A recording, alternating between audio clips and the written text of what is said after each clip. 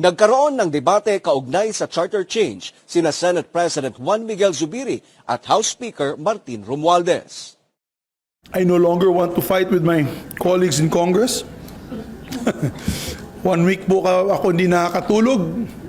Kaya hindi rin ako nakakasagot sa inyo dahil may inaayos po tayong gusot and we were able to get consensus from everyone, including the President.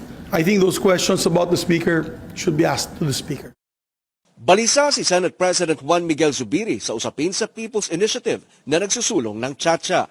Ayon sa pinuno ng mga senador, kontra rito ang halos lahat ng mambabatas sa mataas na kapulungan ng Kongreso. Kakapunin kasi nito ang kapangyarihan ng Senado.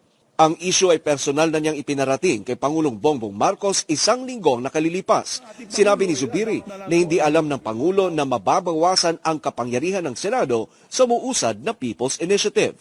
Dahil dito ay nagkaroon ng pagpupulong kung saan magkakasama sina Zubiri, Pangulong Bongbong Marcos at House Speaker Martin Romualdez araw ng Martes, January 9.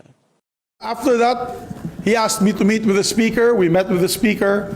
I met with him on Tuesday evening, after which we had lively and vigorous debate on the issue.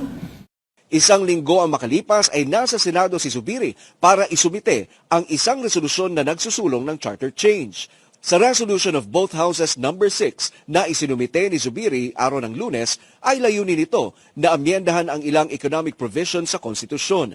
Kabilang dito ang public services, education at advertising. Ang nasabing resolution of both houses ang bunga ng pagpupulong na magkakasama si Zubiri, House Speaker Romualdez at Pangulong Bongbong Marcos sa Huwebes ng nakarang linggo, January 11. Kasama sa naging pagpupulong sina Senate President Pro Tempore Loren Legarda, House Senior Deputy Majority Leader Sandro Marcos at Special Assistant to the President Antonio Lagdameo Jr. Maganda po ang direksyon ng Pangulo. And ang sabi niya sa akin at kay Speaker, sabi niya, why doesn't the Senate take the lead in the discussions of the economic provisions and then you approve your version which the House can adopt? So that was the position of the President.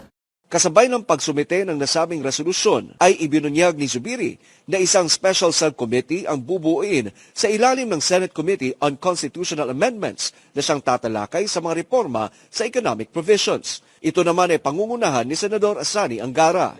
Sa kasalukuyan, ang nasabing dokumento ay permado na ni Senator Sani Angara at Loren Legarda. Pero ang pagsusulong ng Chacha para sa economic provisions ay suportado ng mayoriya sa Senado at maging ng Pangulo ng Bansa ayon kay Zubiri.